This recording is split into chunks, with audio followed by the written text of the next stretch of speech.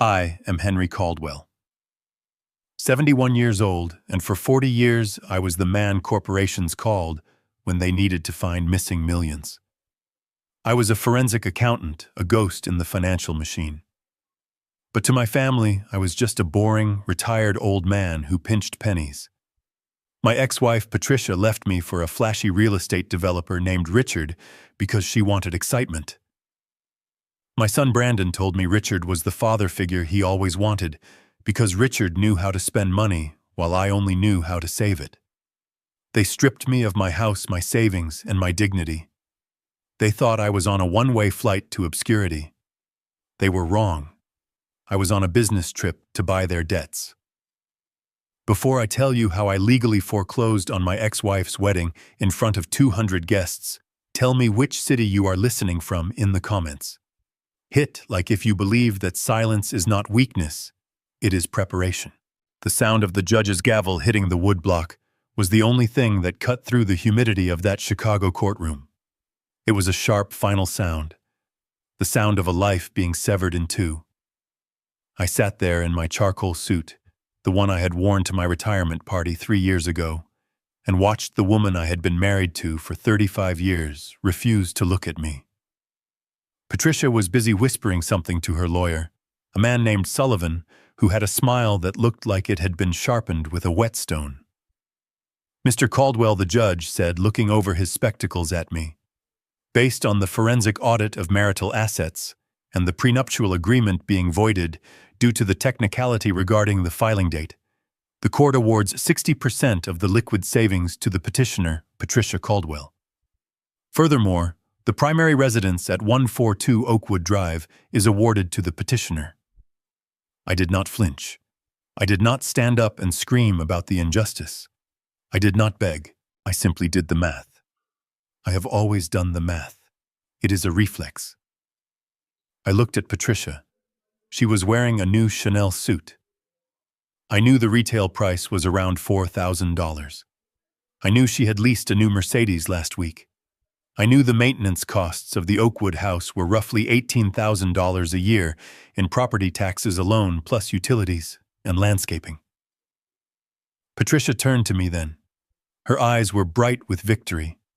She leaned over the mahogany table separating us. Her perfume was overpowering, a floral scent that she had started wearing only after she met Richard. "Henry," she whispered loud enough for her lawyer to hear. "You are a good man, but you are just too small for the life I want to live. You count coupons. Richard builds skylines. I need to breathe." I nodded slowly. I picked up my pen, a simple Parker ballpoint that I had used to sign audit reports that sent corrupt CEOs to federal prison, and I signed the divorce decree. I pushed the papers across the table. "Enjoy the house, Patricia," I said, my voice steady. "The roof is due for replacement in 2 years. Make sure you check the flashing around the chimney." She laughed, a short, sharp sound. "Oh, Henry, do you really think Richard is going to worry about roof repairs? He is going to tear that old thing down and build a modern masterpiece. You just do not get it. You never did." I watched them leave the courtroom. Patricia was practically skipping. Her lawyer shook her hand and handed her a bill that I calculated was roughly $30,000 for his services. She paid it without blinking, using the funds from the joint account that had just been frozen and transferred to her. I sat on the bench outside the courtroom for a moment. I took out my small leather notebook. I wrote down the date and the amount I had just lost. $700,000 in savings. A house valued at $900,000. 40 years of hard work gone in 20 minutes. But as I sat there, I was not thinking about the past. I was looking at the burn rate. I knew Patricia's spending habits better than she knew herself. With the settlement she just received, and her lack of income combined with the lifestyle she was trying to project, she had liquidity for exactly 18 months. If she accelerated her spending to keep up with Richard Blake, that timeline would shrink to 12 months. I stood up and buttoned my jacket. The air in the hallway was cold, but I felt a strange warmth in my chest. It was the feeling of a clean slate. They thought they had stripped me bare, but they had only removed the anchors that were holding me back. 2 days later, I met my son Brandon for lunch. He chose the venue, of course. It was a steakhouse downtown, the kind of place with dark wood paneling and waiters who wore tuxedos. The kind of place where a salad cost $25. Brandon was 32 years old. He was a good-looking boy, but he had a softness to him that worried me. He had never known a day of want in his life. I had paid for his college, his car, his first apartment. I had tried to teach him the value of compound interest and the danger of leverage, but his eyes would always glaze over. He was already seated when I arrived, nursing a scotch. It was 2 in the afternoon. "Hey, Dad," he said, not standing up to greet me. "Thanks for coming." I sat down. I ordered an iced tea. Brandon ordered the Wagyu ribeye. "So, Brandon," I said, unfolding my napkin, "how is the job at the agency?" He waved his hand dismissively. "It is fine. Actually, I am thinking of quitting. Richard says I am wasting my potential working for a salary. He says real wealth is made through equity and real estate." I felt a tightening in my jaw. Richard says. I had been hearing that name in every conversation for the past 6 months. "Richard has a point," I said carefully. "But you need capital to invest, Brandon. You need a safety net." Brandon laughed. He took a sip of his scotch. "That is your old school thinking, Dad. That is why you and Mom grew apart. You operate from a place of fear. Richard operates from a place of abundance. He calls it OPM. Other people's money. That is how the big dogs play." I looked at my son.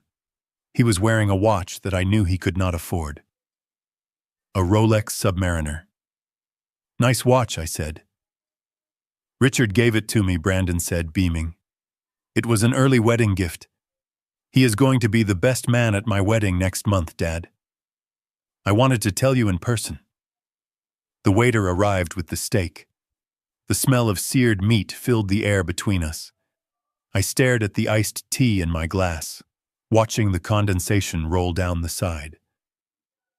"I see," I said.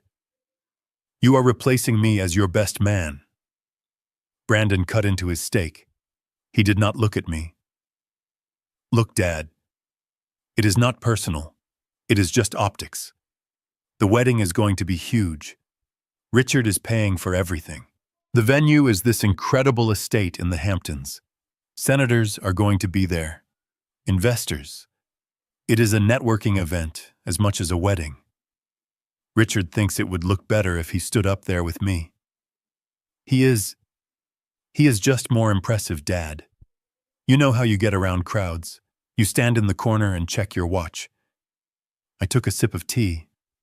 The liquid was bitter. "So I am invited as a guest," then I asked. "Of course," Brandon said, chewing. "But maybe do not wear that suit you are wearing now. Richard said he could set you up with his tailor. Get you something Italian. Something that does not look like you bought it at a department store." I looked at the suit I was wearing. It was a Brooks Brothers. Classic. Durable. Paid for in cash. "I will keep that in mind," I said.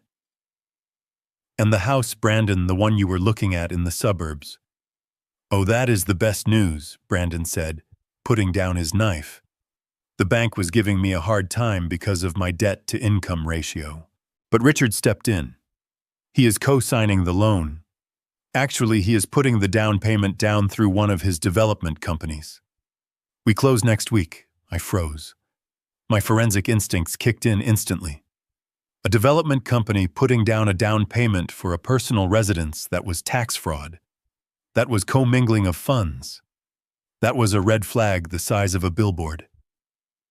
"Brandon," I said, leaning forward, "listen to me carefully. Do not sign anything that Richard puts in front of you without a lawyer looking at it. If his company is paying for your house, the title is not in your name. You are just a tenant." Brandon slammed his fork down. "God. Dad. Why do you always have to do this? Why do you have to poke holes in everything? You are jealous. That is what it is. You are jealous that another man is stepping up to do what you never could. You gave me savings bonds for my birthday. Richard gave me a Rolex. He is giving me a house. Just be happy for me for once. He signaled the waiter for the check. I am not paying for this, Brandon said loudly. Put it on the Blake Developments corporate card. He pulled out a black credit card and slapped it on the tray. He looked at me with a defiance that broke my heart. I am going to the bathroom, I said quietly. I walked to the front of the restaurant. I found the maitre d'. The bill for table 4, I said, taking out my wallet. I will pay it. Cash. But sir, the young gentleman gave me a card. Run the card, I said. If it declines, come find me. I waited by the coat check. 3 minutes later, the waiter came back looking flushed. I am so sorry, sir, he whispered. The card, it came back declined. Code 05. Do not honor. I handed him $300 in cash. Keep the change, I said, and tell my son the system was down. Do not embarrass him. I walked out of the restaurant without saying goodbye. I stood on the sidewalk and watched through the window as Brandon laughed at something on his phone, completely unaware that his father had just saved him from humiliation and that the plastic card in his pocket was nothing more than a piece of scrap debt. A week later, I was at JFK Airport Terminal 4. I had 2 suitcases. That was it. Everything else I had either sold or donated. I was moving to Tuscany. I had bought a small vineyard there 10 years ago through a shell company. Patricia never knew about it because she never looked at the tax returns she just signed where I pointed. She thought we vacationed in Florida because we could not afford Europe. I took us to Florida because I wanted to keep Europe for myself. I was standing at the curb waiting to check my bags when a pearl-white Bentley pulled up. The window rolled down. It was Richard. Patricia was in the passenger seat wearing oversized sunglasses, looking like a movie star from a silent film. Well, look who it is, Richard boomed. His voice was deep and smooth like expensive bourbon. Henry. Heading somewhere? I gripped the handle of my suitcase. Italy, I said. Italy. Richard laughed. Fantastic. A little eat, pray, love journey for the golden years, eh? Good for you. Patricia and I are just heading to the first-class lounge. We are off to Paris for the weekend to shop for the wedding.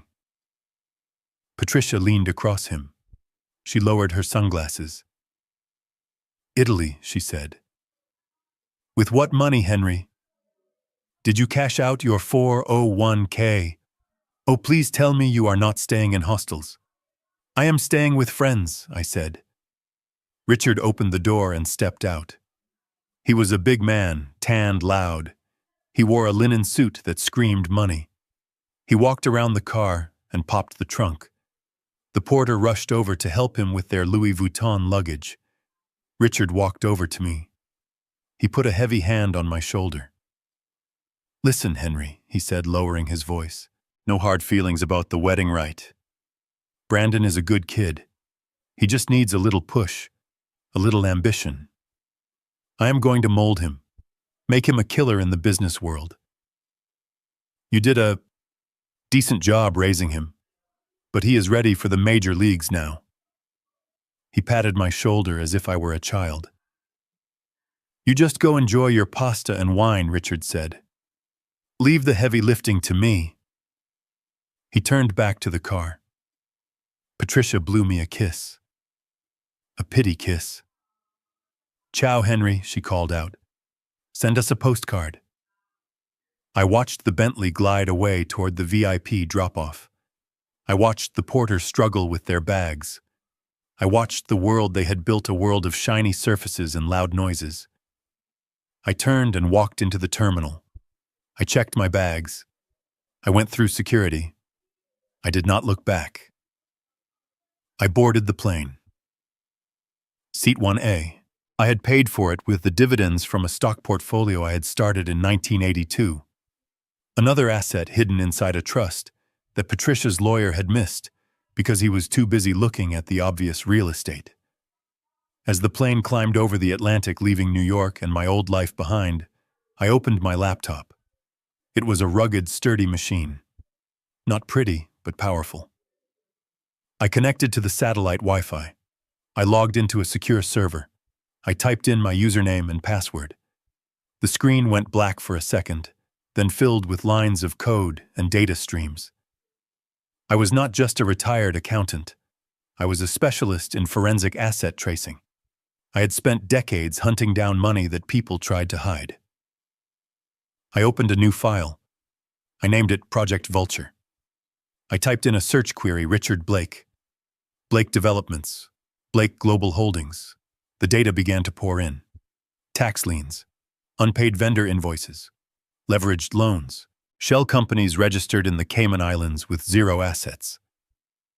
I saw the credit card decline. At the restaurant was not a glitch. It was a symptom. Richard was swimming in debt. He was robbing Peter to pay Paul. And now he had brought my son and my ex-wife into his house of cards. I pulled up the public records for the Oak Haven estate, the venue for the wedding, foreclosure proceedings initiated. Auction date set for next month. I looked at the screen. I looked at the glass of champagne the flight attendant had just placed on my tray. They thought I was running away. They thought I was the victim. I opened a secure email client. I composed a message to Sullivan, my lawyer. Not the one who handled the divorce, the one who handled my real business. Subject acquisition. Body Sullivan.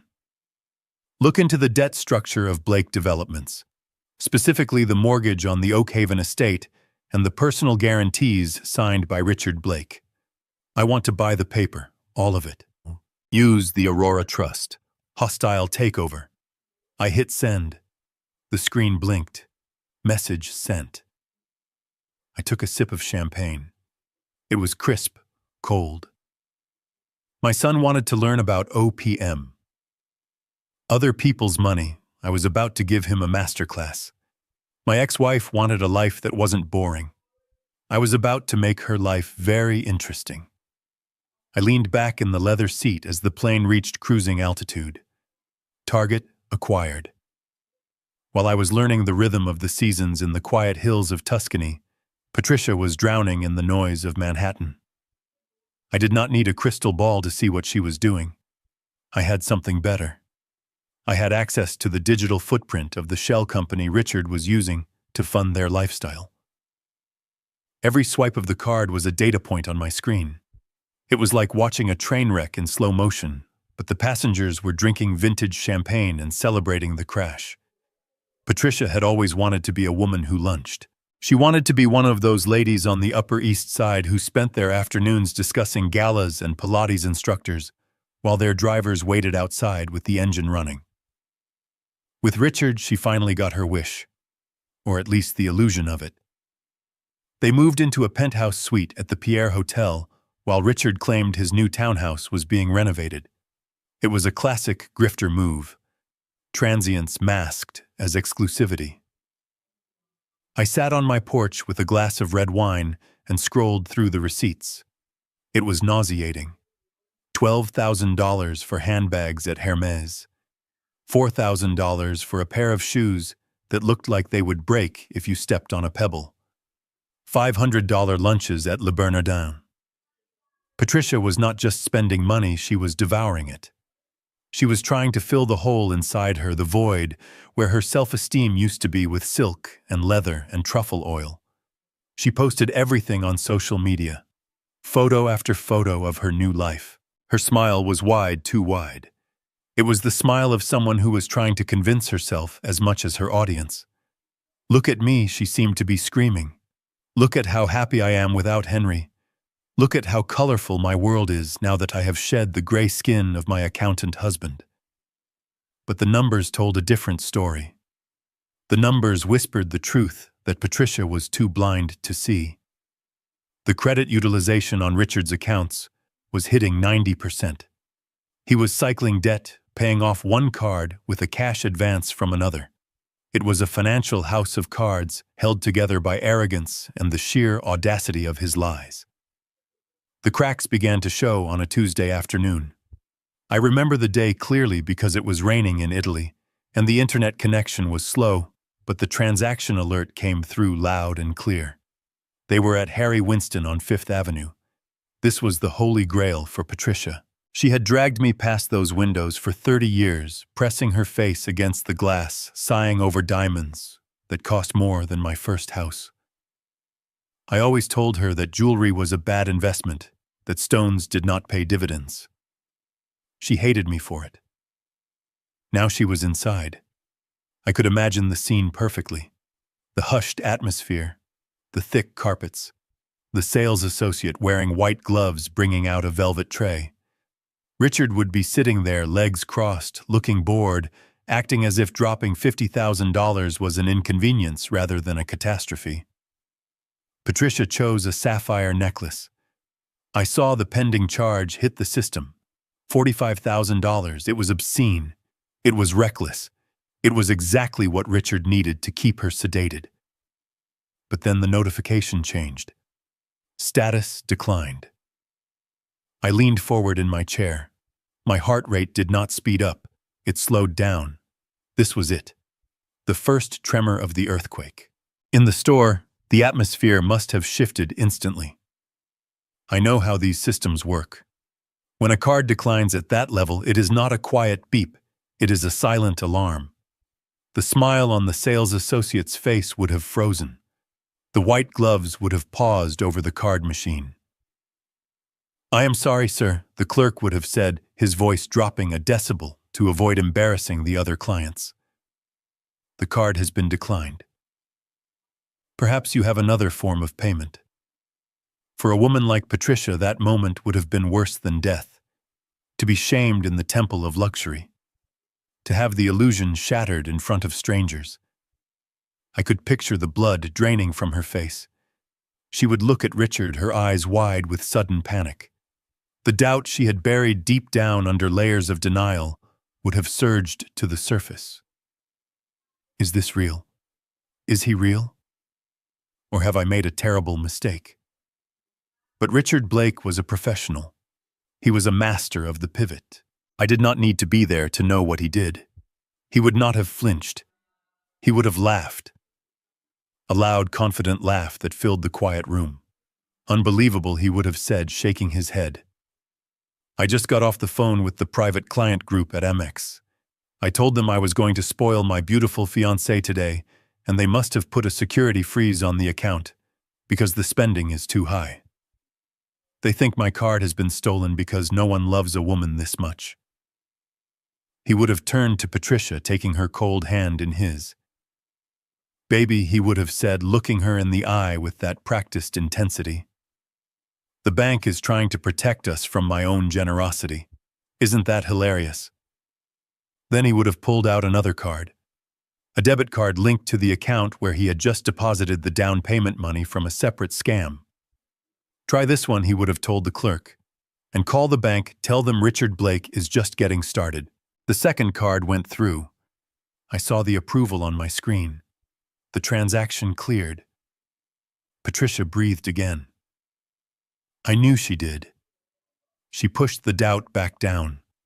She swallowed the lie because it tasted sweeter than the truth. She let him put that sapphire necklace around her neck, and she looked in the mirror and told herself that everything was fine, that this was just a glitch, that rich people have security freezes all the time.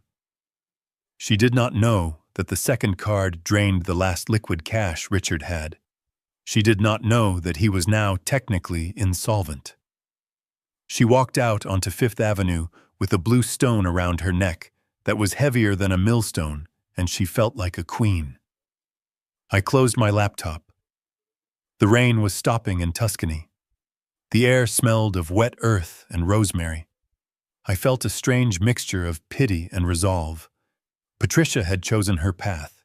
She had chosen the flash over the substance. She had chosen the lie.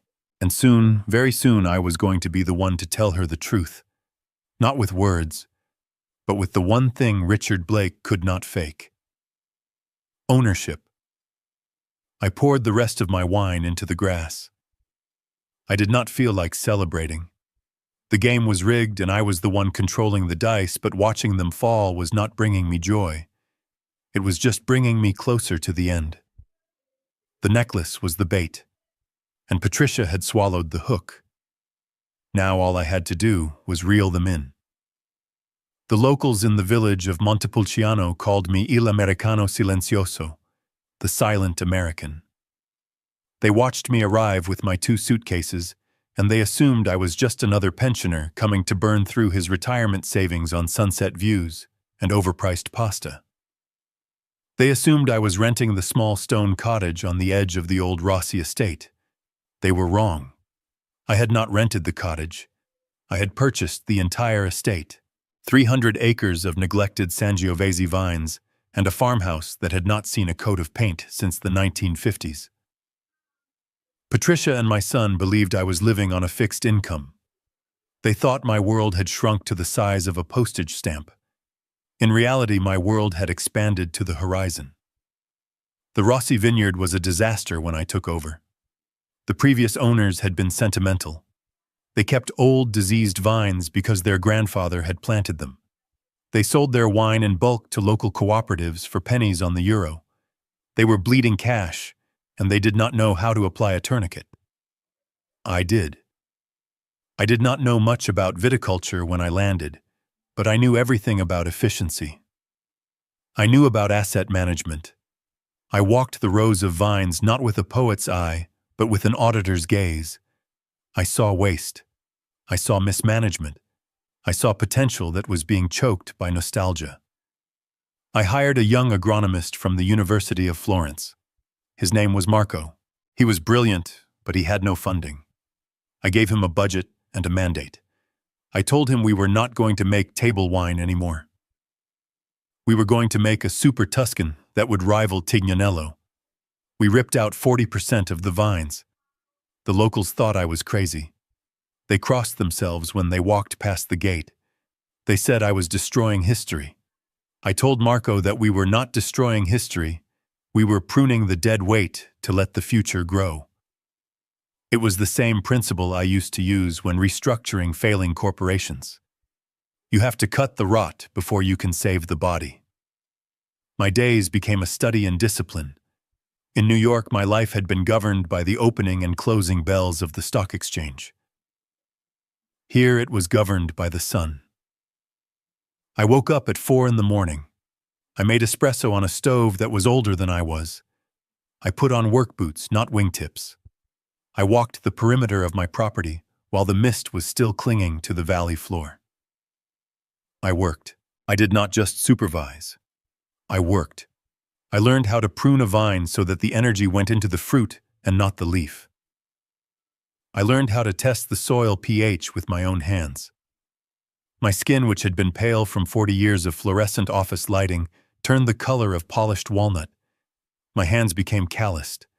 The softness of the American corporate life melted away, leaving something harder, something more durable underneath. By the 4th month, we had bottled our first small batch under the new label. I did not advertise. I did not put up a website. I simply sent 6 cases to 6 of my old clients. Men who ran hedge funds in London and banks in Zurich. Men who appreciated exclusivity above all else. I included a simple note. This is what I am doing now. The price is €200 a bottle. The supply is limited. They bought everything. Then they asked for more. The vineyard went from bleeding money to generating a profit margin of 60% within 6 months. I had turned a failing farm into a blue-chip asset, and nobody in America knew about it. To Patricia, I was still just Henry, the retiree who probably ate beans out of a can. But the days were only half of my life. The nights belonged to Richard Blake. When the sun went down and the crickets began their chorus in the olive groves, I would retreat to my study. I had installed a satellite internet connection that was faster than what I had in Chicago. I would open my laptop and the farmer would disappear. The forensic accountant would return. Sullivan, my lawyer, was doing excellent work on the ground in New York. Every Tuesday and Thursday, he sent me a secure packet of documents, bank statements, loan applications, internal memos from Blake Developments. I treated Richard Blake exactly like I treated the neglected vines outside my window. I looked for the disease.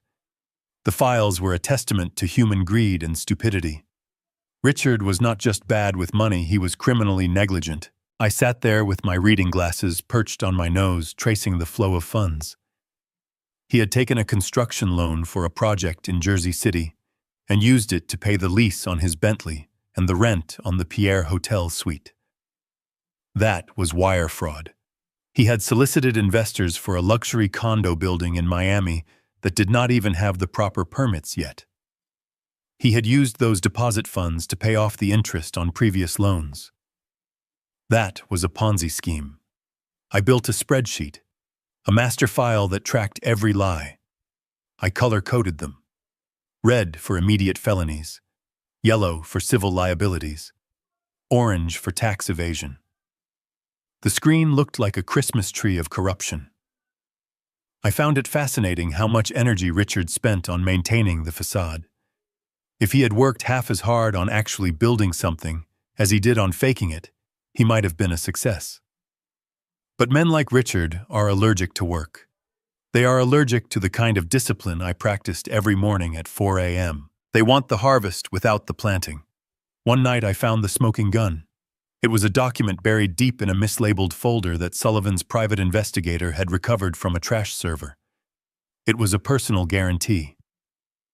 Richard had signed a document putting up the Oak Haven estate as collateral for a high-risk bridge loan from a shadow lender in Brooklyn. The kicker was that Richard did not own the Oak Haven estate outright. He only owned a 20% equity stake. The rest was held by a silent partnership of dentists and retirees from Florida, whom he had swindled years ago. By pledging the entire property as collateral without their consent, he had committed a fraud so clear and so documented that it would take a jury about 5 minutes to convict him. I stared at the document. I could hear the wind rustling the cypress trees outside. I took a sip of my own wine. It was structured complex with a long finish. Just like my plan.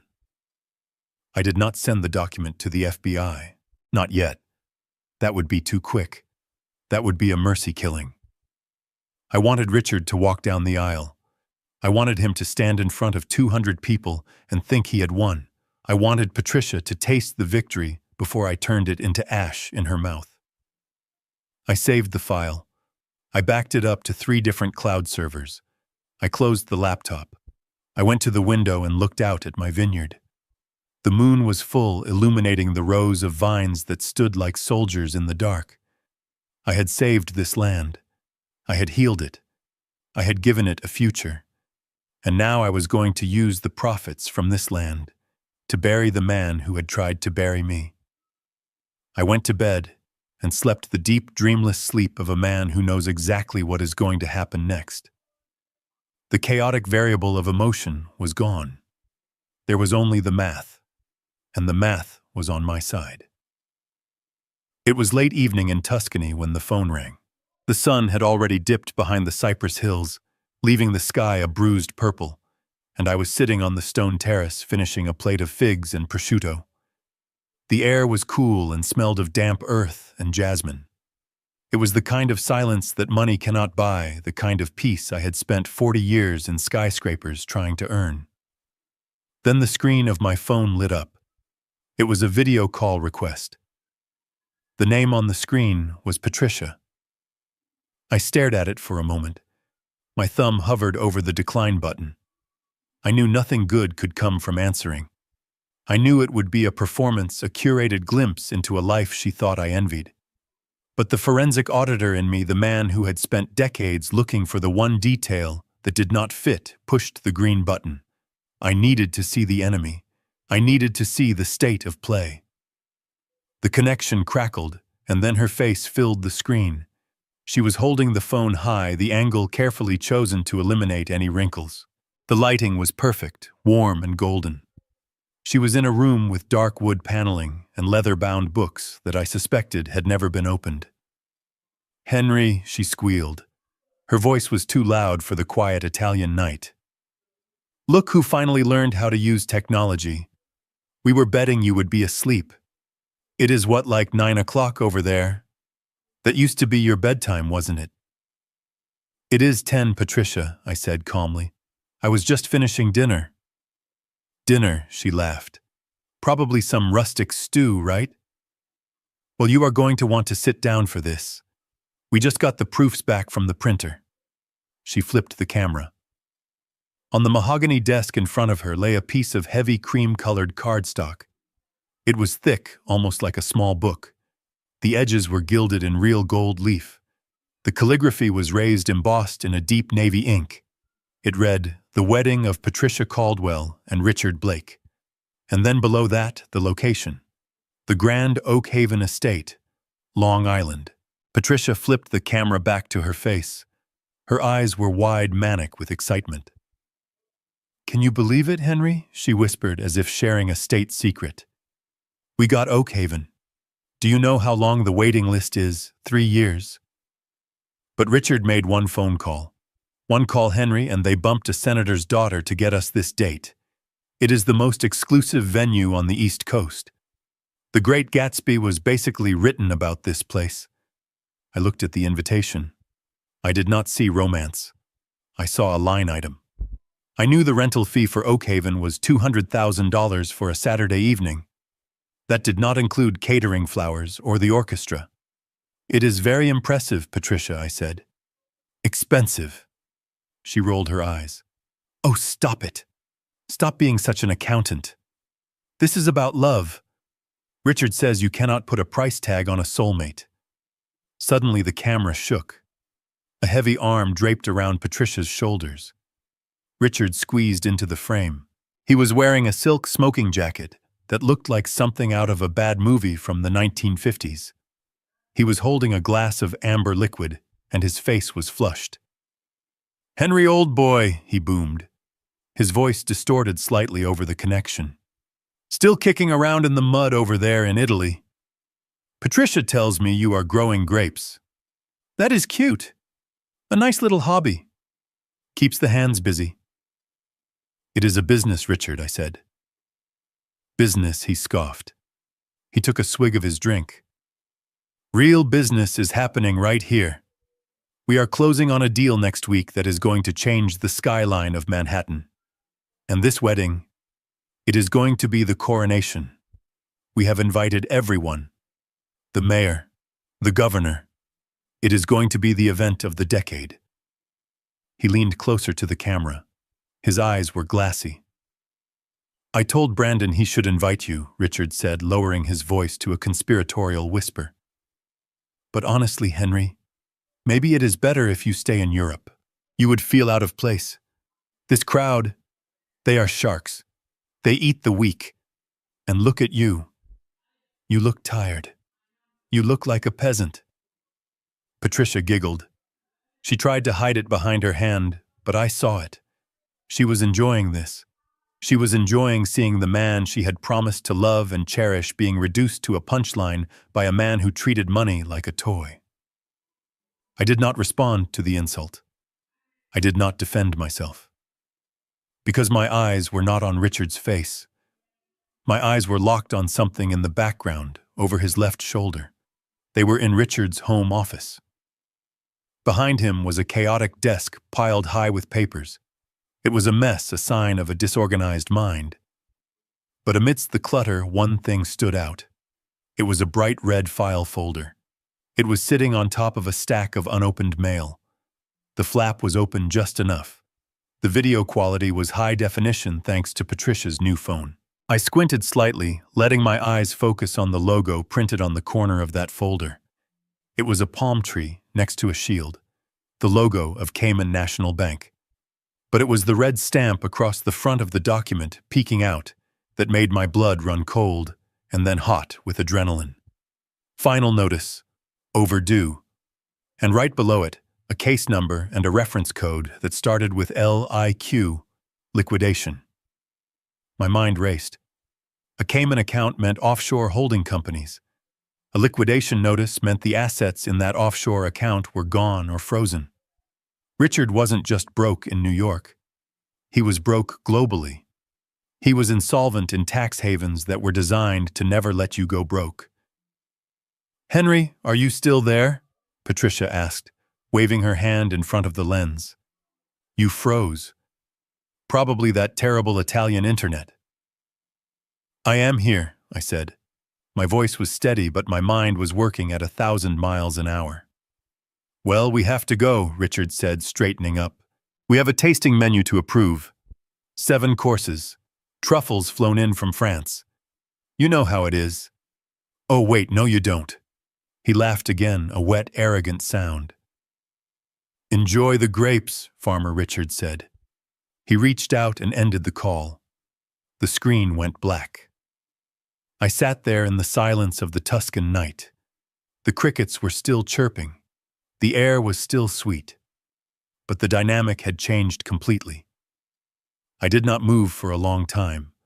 I replayed the image in my mind. The red folder. The liquidation code. Richard Blake was funding this wedding, the invitation, the dress, the senator's venue with money that did not exist. He was likely using the deposits from new investors to pay the minimums on debts that were already in default. He was robbing Peter to pay Paul, but Paul was already calling the police. And Oakhaven. I stood up and walked to the edge of the terrace. I looked out over my vineyard. If Richard was in default with Cayman National, it meant his assets were distressed. It meant his creditors were looking to offload his bad debt for pennies on the dollar just to get it off their books. I pulled out my phone again.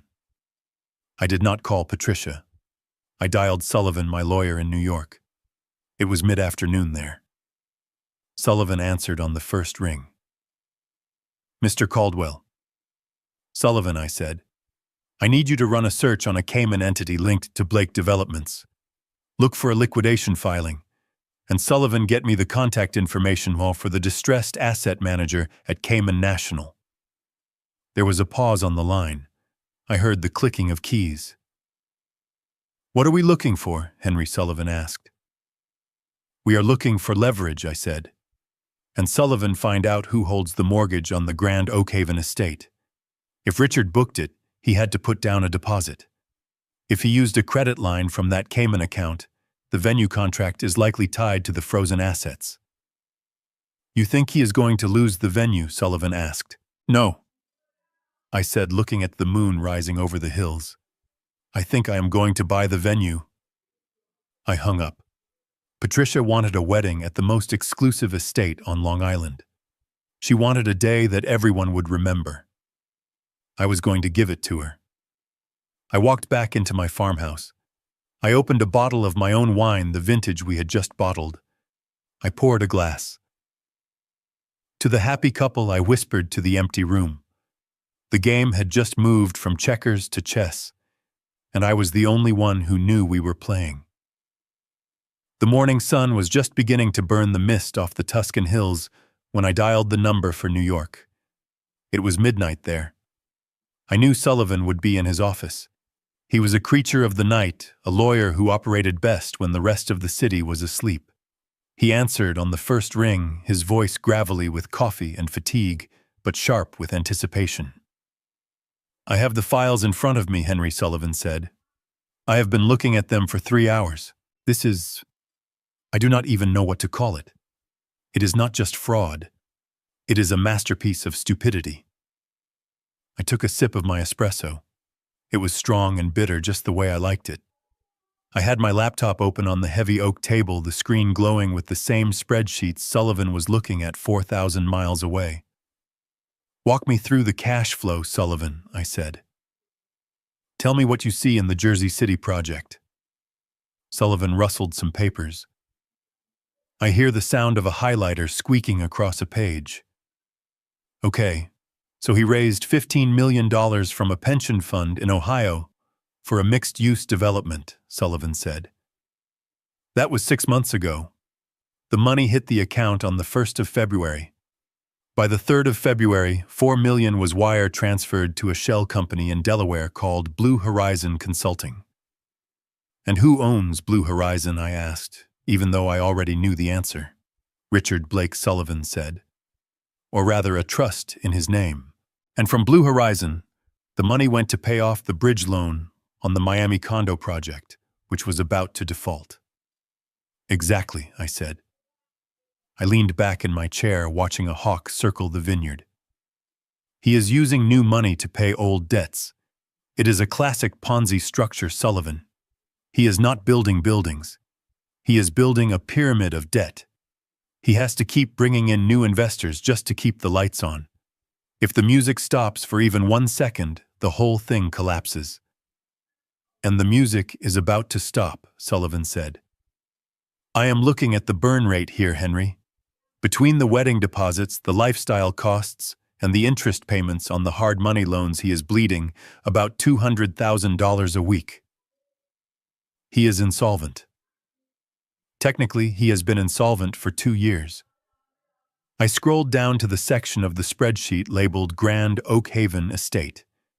This was the part that mattered. This was the emotional leverage.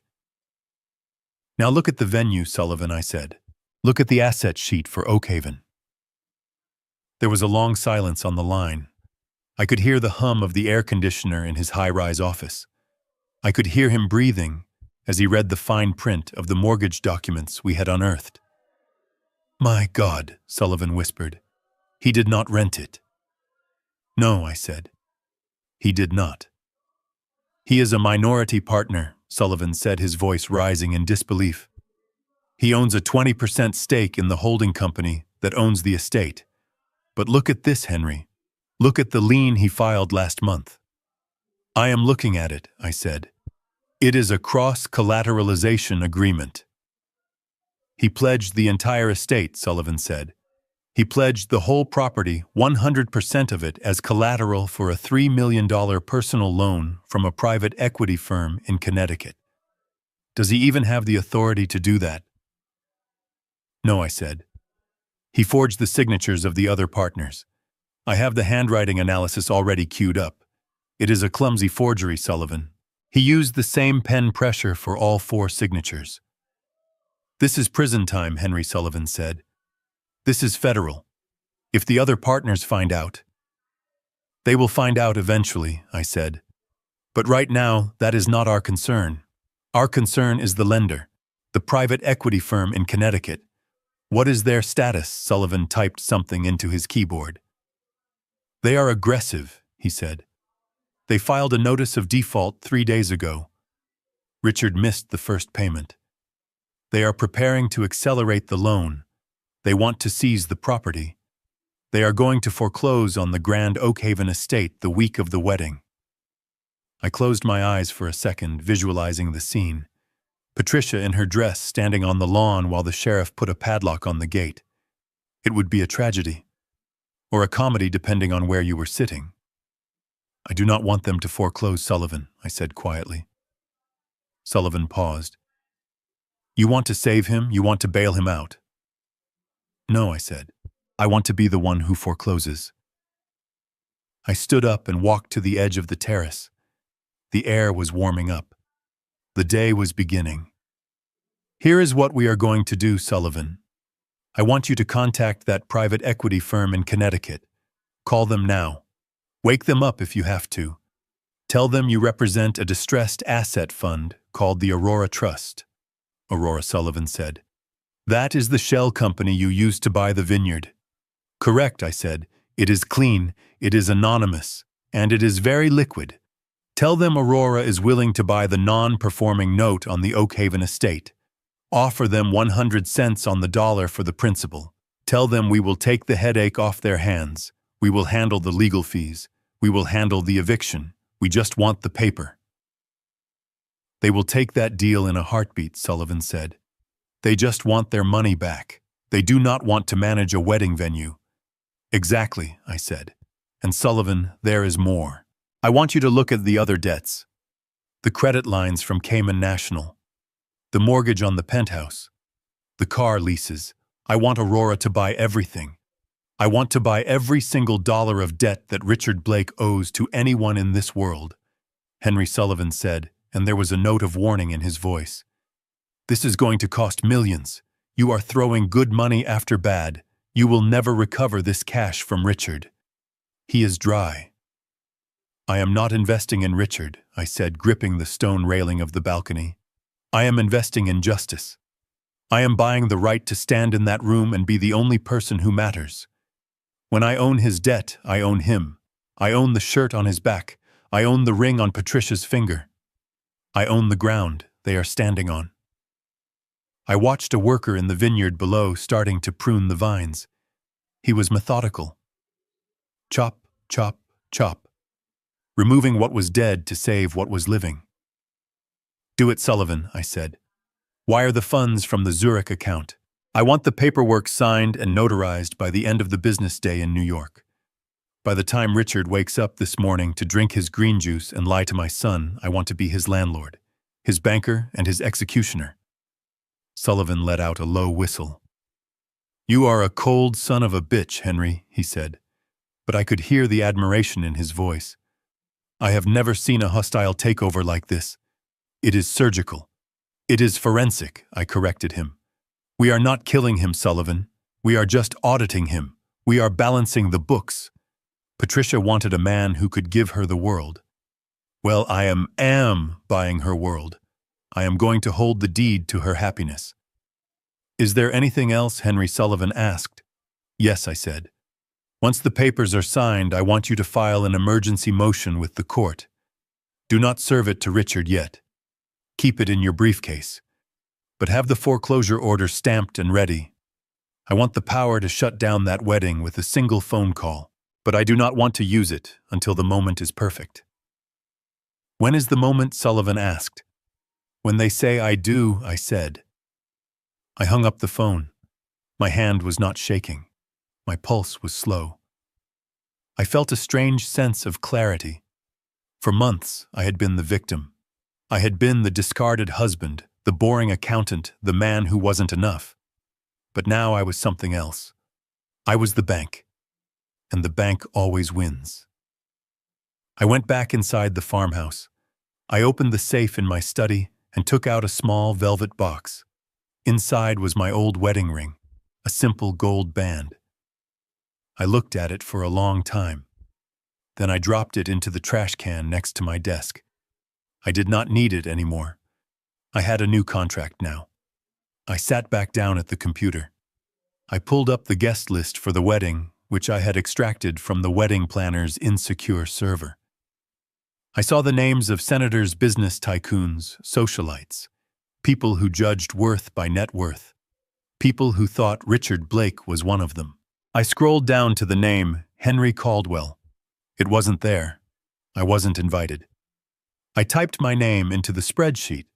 I added a new column, role owner. I closed the laptop. The sun was fully up now, flooding the valley with golden light. It was going to be a beautiful day in Tuscany, and in New York it was going to be a very expensive morning for the Aurora Trust. I went to the kitchen to make breakfast. I made eggs and toast just like I did every morning. Simple. Frugal. But as I ate, I smiled, because I knew something that nobody else knew. I knew that the ground beneath the Grand Oakhaven estate was shifting. I knew that the foundation was cracking, and I knew that I was the one holding the sledgehammer. The purchase would go through by noon. By dinner time, I would own the venue. By the weekend, I would own the groom. Patricia wanted drama. She wanted a story to tell her friends. I was going to give her a story that would never end. I was going to give her a masterclass in forensic accounting, and the tuition was going to be everything she had.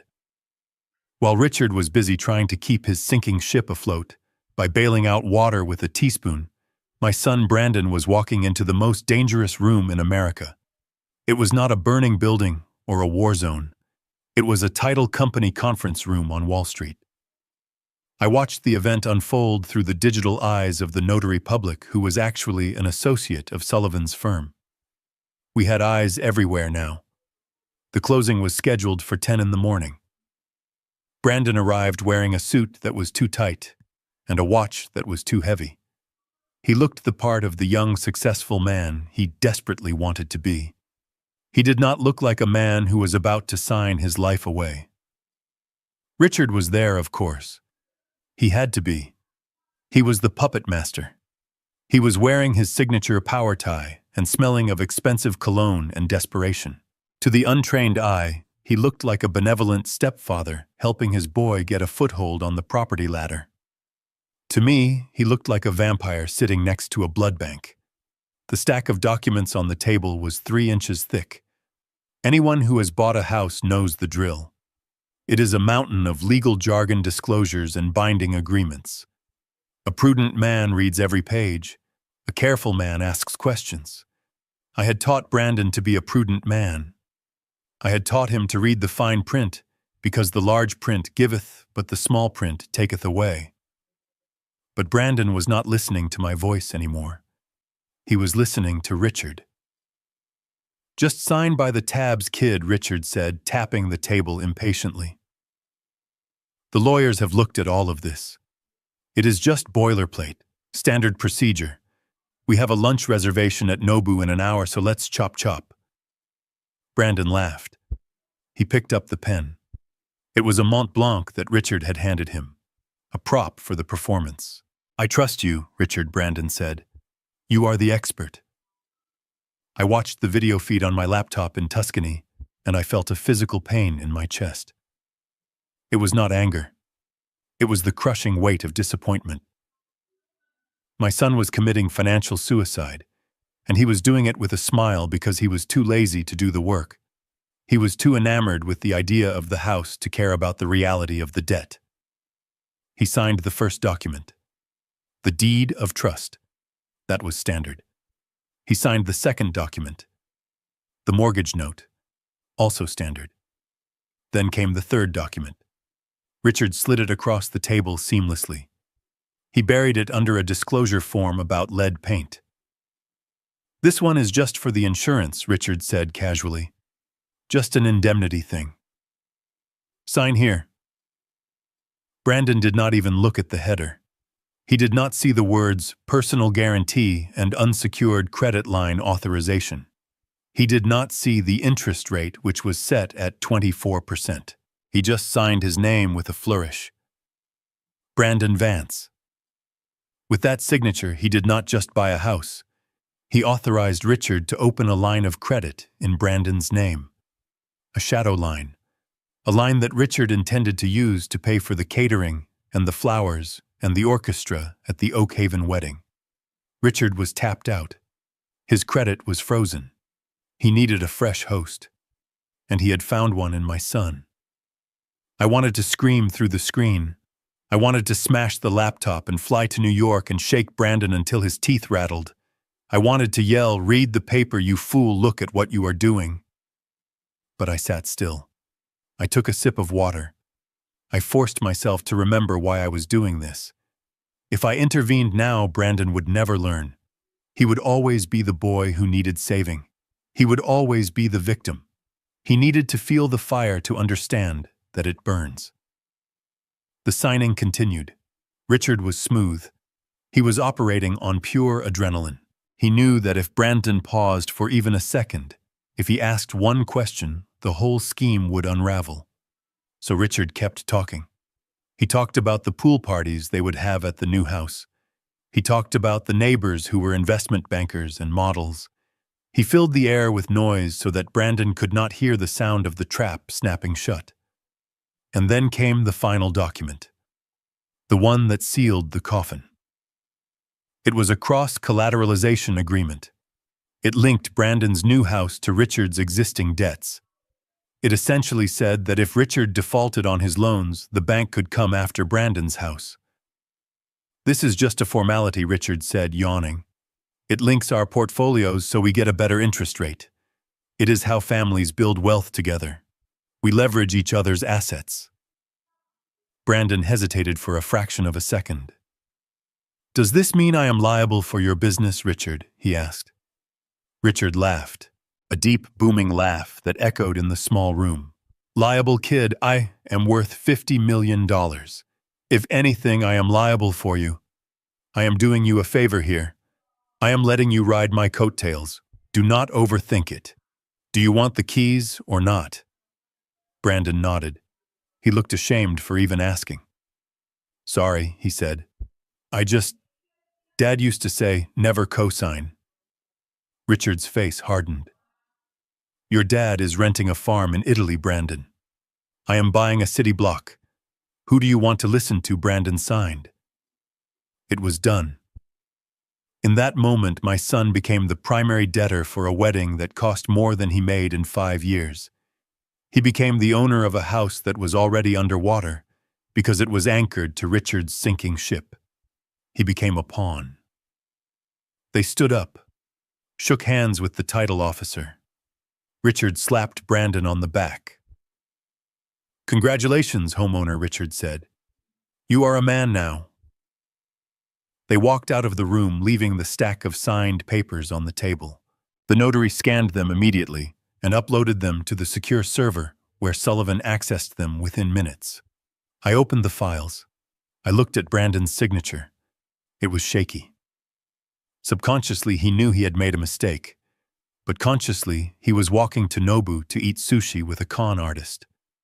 I forwarded the documents to my team. Add these to the portfolio, I wrote. When we foreclose on Richard, we foreclose on everything, including the assets of his guarantors. It was a ruthless order. It felt cold typing it. But I knew the timeline. The wedding was in 3 days. Richard would max out these new credit lines within 24 hours. He would drain Brandon's credit dry to put on the final show. And when the dust settled, Brandon would be left with nothing but a lesson. A very expensive lesson about the difference between a father who tells you the hard truth and a predator who tells you a sweet lie. I closed the laptop. The sun was setting over the vineyard. The shadows were long and dark. I had lost my son a long time ago. I lost him when I stopped buying him toys and started trying to teach him responsibility. I lost him when he decided that glitter was more valuable than gold. Now I was going to have to break him to get him back. I went to the cellar. I checked the barrels. The wine was aging. It was developing character in the dark. That is how it works. You have to crush the grapes to get the wine. You have to endure the pressure and the darkness to become something of value. Brandon was in the crusher now, and Richard was turning the handle. I went back upstairs and packed my bag. My suit was pressed. My ticket was booked. It was time to go to New York. It was time to attend a wedding. I looked at the empty farmhouse one last time. When I returned, I would not be alone, or I would be alone forever. The dice were thrown. The papers were signed. I turned off the lights. The silent American was leaving Italy. The auditor was coming home. The silence in the farmhouse that night was different. Usually the silence of the Tuscan countryside was peaceful, a gentle blanket that settled over the hills after the sun went down. But tonight, the silence felt heavy. It felt charged like the air before a summer thunderstorm, when the pressure drops and the birds stop singing. I sat at my heavy oak desk with only the glow of my laptop screen illuminating the room. My luggage was already packed, standing by the door like a soldier waiting for deployment. I was not waiting for a taxi. I was waiting for a confirmation code. I had wired $12 million from the Aurora Trust at 9 a.m. New York time. It was a staggering amount of money. It was more than I had made in my first 20 years of practice. To anyone else, it would have been a gamble. To me, it was a purchase order for justice. I was buying the exclusive rights to be the villain in their story, so that I could eventually be the hero in my own.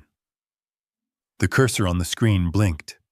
One blink for every second that Richard Blake was still sleeping soundly in his stolen life.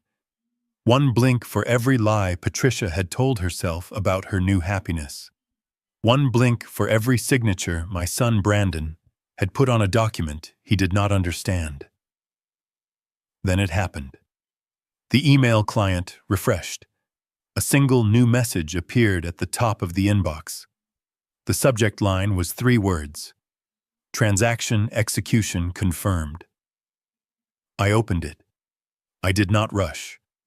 I clicked the mouse with the steady hand of a surgeon making the first incision. The body of the email was from the senior partner at the Connecticut private equity firm. It was brief, professional, and final. Dear Mr. Caldwell, per our agreement, the Aurora Trust is now the holder in due course of the primary mortgage note for the Grand Oakhaven estate, as well as the assignee for the entire distressed debt portfolio of Blake Developments. The transfer of title has been recorded with the county clerk. You are now the legal owner of the debt. The foreclosure instruments have been prepared and are ready for execution at your discretion. I leaned back in my chair. The wood creaked. I let out a breath I did not know I had been holding. It was done. I was no longer Henry the ex-husband. I was no longer Henry the boring accountant. I was now the landlord. I owned the roof over their heads. I owned the ground under their feet. I owned the paper that Richard had used to build his house of cards. When they walked down the aisle tomorrow, they would be walking on my property. When they cut the cake, they would be celebrating in a room that I had the legal power to lock. I printed the document. The printer whirred in the quiet room, spitting out the single sheet of paper that was worth more than Richard's entire existence. I folded it precisely in thirds. I placed it in the inside pocket of my passport holder. I stood up and walked to the back of the room where my wardrobe stood. I opened the doors. Hanging there in the back, covered in a protective plastic bag, was a suit I had not worn since I left Chicago. It was a charcoal gray Armani custom, tailored for me in Milan 5 years ago. It was not the suit of a farmer. It was not the suit of a retiree. It was the uniform of a man who commands boardrooms. The fabric was cold to the touch. I took it out and laid it on the bed. I set up the ironing board. This was a ritual. I filled the iron with water and waited for it to heat up. When the steam hissed, I began to press the fabric. Back and forth, back and forth. The heat smoothed out the wrinkles. It erased the creases of time.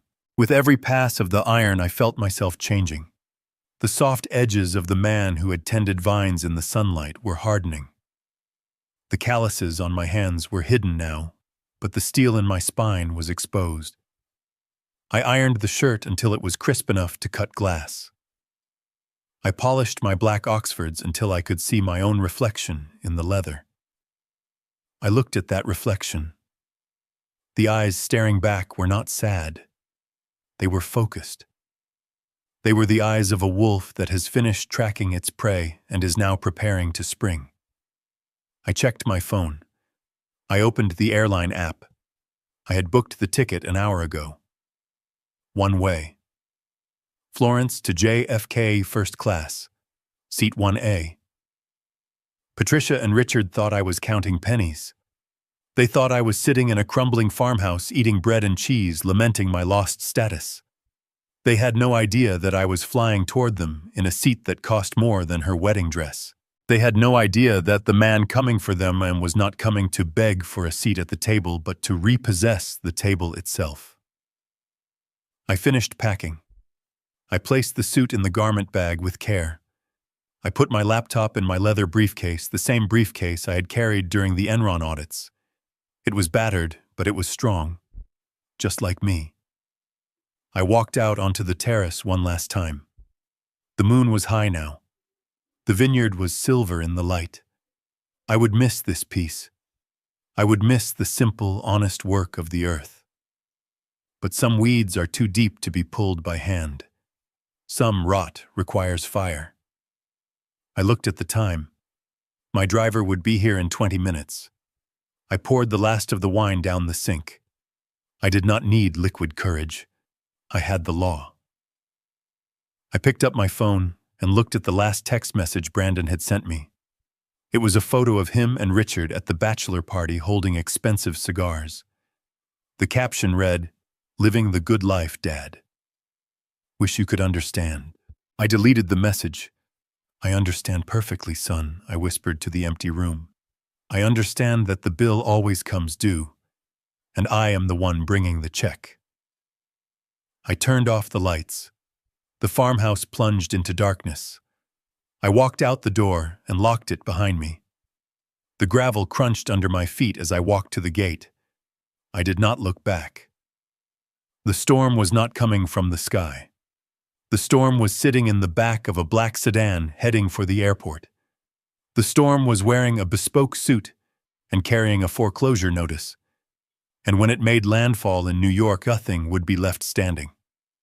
The sun began to set over Long Island Sound, painting the sky in shades of violet and gold that money cannot buy, but the scene on the lawn of the grand Oak Haven estate was trying very hard to outshine nature itself.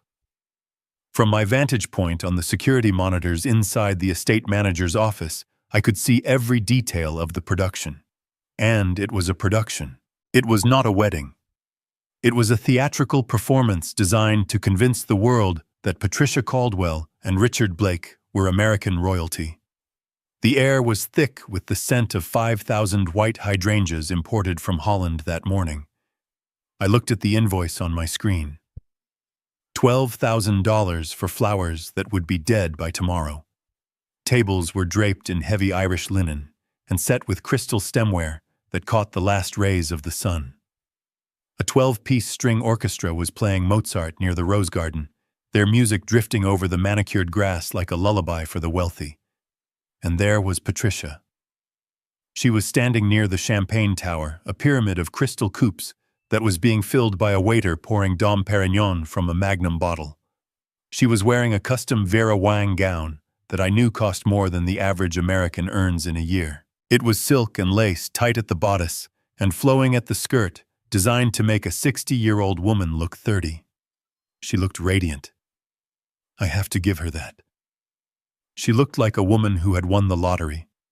She was holding court surrounded by a circle of women who were hanging on her every word. I zoomed in on her face. Her eyes were bright. Her smile was triumphant. She was gesturing with her left hand, making sure the light caught the diamond ring that Richard had bought with stolen money. I could read her lips.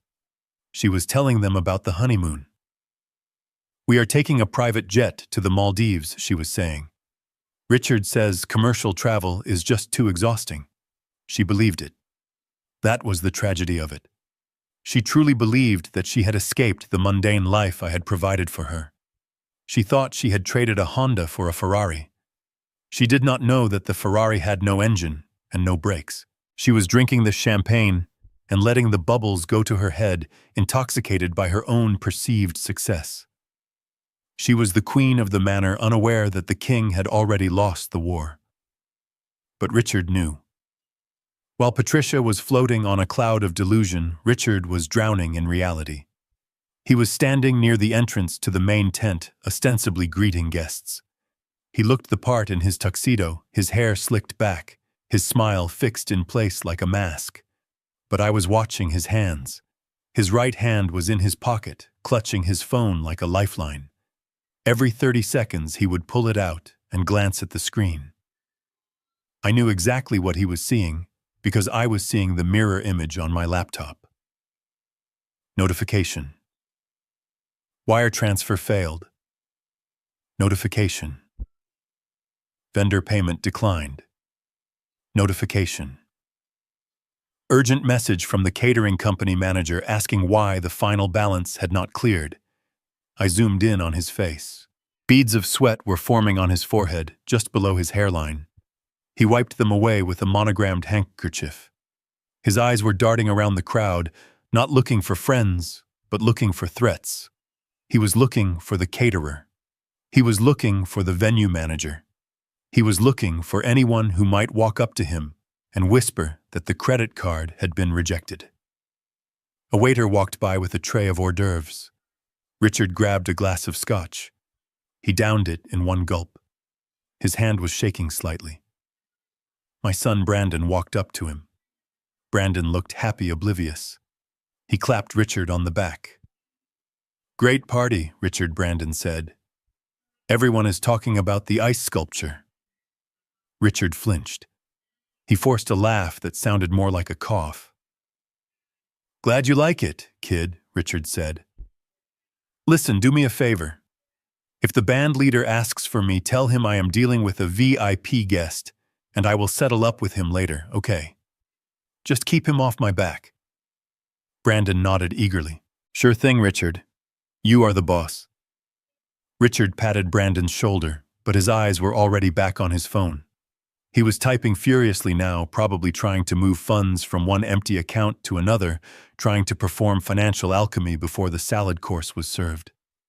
He walked away from Brandon, moving toward the edge of the lawn, away from the guests. He needed signal. He needed a miracle. I switched the camera feed to the one covering the east garden. Richard was pacing back and forth, his voice low and urgent as he spoke into the phone. I do not care what the screen says, he hissed. I deposited the check this morning. You have to override the hold. I have 200 people here. If the card declines again, I will sue your bank into the ground. Do you know who I am? I sat in the cool silence of the office and took a sip of water. I knew who he was. He was a man who had 5 minutes left on the clock. Back on the main lawn, Patricia was laughing. She threw her head back, exposing her neck to the evening breeze. She grabbed Richard's arm as he returned from his frantic phone call. She pulled him into the center of the circle. Here he is, she announced. The man of the hour. My hero. Richard smiled. It was a ghastly thing, a grimace that barely covered his teeth. He put his arm around Patricia's waist, but his grip was too tight. He was holding on to her not out of affection, but because she was the only thing keeping him upright. Ladies and gentlemen, Patricia called out, raising her glass. The music stopped. The guests turned to look at them. I just want to propose a toast before we sit down for dinner, Patricia said. To taking chances. To never settling for less than you deserve. And to living a life that is as big and bold as your dreams. The crowd cheered. Glasses clinked. Hear, hear, someone shouted. Richard raised his glass, but he did not drink. He was looking toward the driveway. He was looking at the long, winding road that led up to the estate. He was waiting for the other shoe to drop. He expected a repo man. He expected an angry vendor. He did not expect me. The sun finally dipped below the horizon, plunging the estate into a soft twilight. The string lights above the dance floor flickered on, creating a canopy of stars. It was a perfect scene. It was the peak of the illusion. Patricia leaned in and kissed Richard on the cheek. It is perfect, she whispered. Everything is perfect. Richard looked at her. For a second, I saw genuine fear in his eyes. He knew that the catering manager was walking toward them, with a grim look on his face. He knew that the house of cards was swaying in the wind. Let's go sit down, Richard said quickly, trying to steer her away. Let's get dinner started. But it was too late for dinner. I stood up from my chair in the office. I buttoned my jacket. I adjusted my cuff. I picked up the leather folder containing the deed and the foreclosure order. The show was over. It was time for the reviews. I walked out of the office and down the long marble hallway that led to the French doors opening onto the lawn. I could hear the murmur of the crowd. I could hear the clinking of silverware. Patricia thought she was at the summit of her life. Richard thought he was navigating a crisis. Neither of them knew that they were already ghosts haunting a house they no longer had the right to enter. I pushed open the doors. The cool air hit my face. I stepped out onto the terrace overlooking the party. From my position, I was a silhouette against the light of the house, a shadow looming over their celebration. I took the first step down the stairs. The sound of my leather shoes on the stone was lost under the music, but my presence was about to be felt by everyone. The champagne was flowing. The laughter was loud. The happiness was fake, and I was the reality check.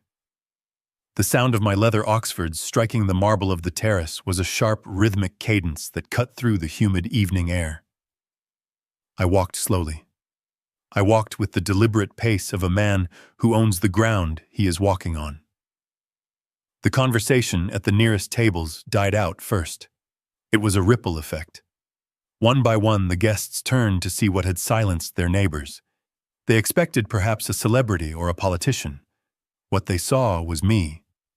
But they did not see the Henry Caldwell they thought they knew. They did not see the man in the ill-fitting department store suit who sat in the corner at parties nursing a single drink to make it last. They saw a man in a bespoke charcoal Armani suit that fit like armor. They saw a man with a posture of steel and eyes that held the cold, absolute authority of a judge delivering a death sentence. I stepped off the terrace and onto the grass. The crowd parted. It was instinctual. Human beings are hardwired to recognize power, and in that moment I was radiating it. I walked straight toward the head table, where Richard and Patricia were frozen in a tableau of panic and confusion. Patricia was the first to speak. She dropped her champagne glass. It hit the grass with a dull thud, spilling vintage Dom Perignon onto her Vera Wang hem. "Henry," she whispered. Her voice was trembling.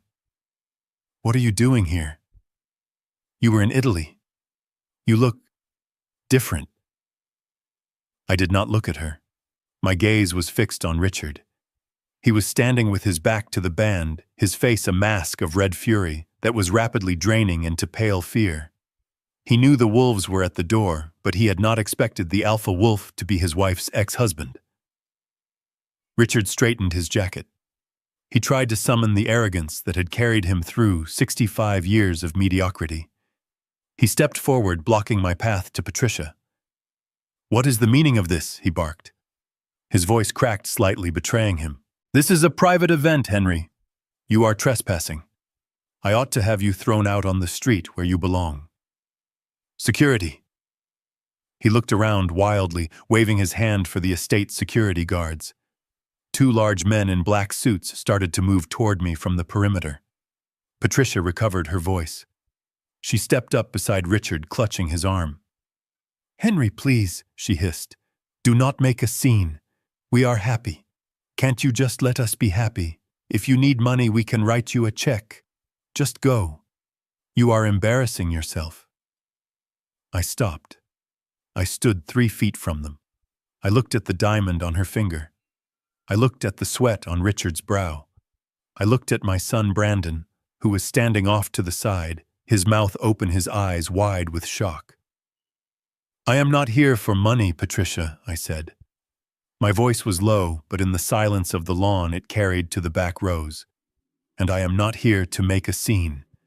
I am here to correct an accounting error." Richard laughed. It was a nervous, desperate sound. "Accounting error," he scoffed. "Listen to him. Once a bean counter, always a bean counter. Get out of here, Henry, before I drag you out myself." He reached out to grab my lapel. It was a mistake. Before his hand could touch the fabric of my suit, a voice rang out from the terrace behind me. It was a voice of pure granite. "I would advise against touching him, Mr. Blake. That would be assault. And considering your current legal standing, adding a violent felony to the list would be unwise." Richard froze. He looked over my shoulder. Walking down the stairs was Sullivan. He was not alone. Flanking him were 2 uniformed officers from the Suffolk County Sheriff's Department and a woman in a gray suit holding a briefcase. She was the representative from the bank that held the original note. The guests gasped. The murmur of confusion turned into a buzz of alarm. Police at a wedding is never a good sign. Police at a wedding of a high-profile developer is a scandal. Richard's face turned the color of ash. He recognized the uniforms. He recognized the look on Sullivan's face. "Who are you?" Richard demanded, stepping back. "What is this?" Sullivan walked up to us. He stopped next to me. He did not look at Richard. He handed me a blue folder. "Mr. Blake," Sullivan said, "my name is Thomas Sullivan. I am the attorney representing the Aurora Trust, and these officers are here to enforce a court order issued this afternoon by the New York Supreme Court." Richard began to stamina. Court order. For what? I paid the venue fee. I have the receipt. This is harassment. I will have your badges. I know the mayor. The woman in the gray suit stepped forward. She adjusted her glasses. Mr. Blake, she said calmly, your check for the venue rental was returned for insufficient funds 3 days ago. The wire transfer you attempted this morning was flagged for fraud, but that is actually the least of your problems. Richard looked like he was going to vomit. Patricia let go of his arm as if he were burning hot. What do you mean, fraud? Patricia asked. Her voice was thin, high-pitched. Richard told me it was a bank error. It was not an error, Mrs. Caldwell Sullivan said. He used your maiden name because he knew you would listen to him. But the reality is that Mr. Blake has been in default on the mortgage for this property for months. He forged the signatures of his partners to use this estate as collateral for a high-interest loan, a loan he never paid. Richard lunged forward. That is a lie, he screamed. I own 20% of this place. You cannot kick me out. I have rights of possession. Sullivan smiled. It was a terrifying smile. You had rights, Sullivan said, until the note was sold. The lender you defrauded was very eager to liquidate their position. They sold the entire debt portfolio, including the mortgage on this estate, to a private investor this morning at 9 o'clock. Richard looked around the lawn. He looked at the guests who were now standing up holding their phones recording every second of his humiliation. So what, he snarled. So some vulture fund bought the debt. I will negotiate with them on Monday. Now get off my property and let me finish my wedding. I stepped forward. I closed the distance between us. I looked Richard in the eye. There will be no negotiation, Richard, I said. Richard sneered at me. Shut up, Henry. This is between men of business. Go back to your grapes. I opened the blue folder Sullivan had given me. I pulled out the deed. The paper was crisp. The stamp from the county clerk was fresh. I am a man of business, Richard, I said, and business is concluded. I held up the document. I turned slightly so that Patricia could see it, so that Brandon could see it, so that the senators and the bankers in the audience could see the gold seal at the bottom. The Aurora Trust is not a vulture fund, I said. It is a family trust, my family trust. Patricia's hand flew to her mouth. A small, strangled sound escaped her throat. What she whispered. I bought the debt, Patricia, I said. I bought the mortgage. I bought the liens. I bought the personal guarantees. I bought every single dime of debt that Richard Blake owes to the world. I turned back to Richard. He was shaking his head slowly, back and forth, like a man trying to wake up from a nightmare. No, he mumbled. You do not have that kind of money. You are a pensioner. You are a nobody. I was a forensic accountant for 40 years, Richard Thurster said. I know where the money is hidden. And more importantly, I know where it is not. You have nothing. You are insolvent. You are bankrupt. And as of this morning, you are trespassing. I signaled to the sheriff. Sullivan stepped forward to deliver the final blow. He raised his voice so that it carried over the silent, terrified crowd. Ladies and gentlemen, he announced, I apologize for the interruption. But under the strict terms of the foreclosure agreement, which was executed and recorded today, the ownership of the Grand Oakhaven estate has transferred. Sullivan paused. He looked at Richard with pity. The previous owner has been evicted, and the new owner has a very strict policy regarding the use of his property. Sullivan turned to me. He bowed his head slightly. Mr. Caldwell, the floor is yours. I looked at Patricia. She was crying now, black mascara running down her face, ruining her perfect makeup. She looked old. She looked tired. She looked at me not with hatred, but with a sudden, terrifying clarity. She realized that for 30 years she had been sleeping next to a lion, thinking he was a house cat. I looked at Brandon. He was pale, leaning against a table for support, realizing that the man he called a genius was a fraud, and the father he called a failure was the master. I looked at Richard. He was finished. The police were moving in handcuffs visible on their belts. I took a deep breath. The air smelled of expensive flowers and cheap lies. According to the terms of the asset seizure, I said, my voice steady and cold, I am exercising my right to secure the property immediately. I looked Richard dead in the eye. I do not allow strangers to party in my house. I turned to the head of security who was standing confused by the stage. Turn off the music, I ordered. Clear the lawn. You have 30 minutes to vacate the premises before I have every vehicle towed. The security guard looked at Richard. Richard said nothing. He just stared at the ground. The guard looked at me. He saw the suit. He saw the lawyer. He saw the deed. Yes, sir, the guard said. He spoke into his radio. Cut the sound. Party is over. Everyone out. The music died with a screech of feedback. The lights on the dance floor went black. The only light left came from the setting sun, casting long shadows across the ruins of the wedding that never was. Patricia reached out for me. Henry, please, she sobbed. Where will we go? I looked at her and I felt nothing. The anger was gone. The love was gone. There was only the math.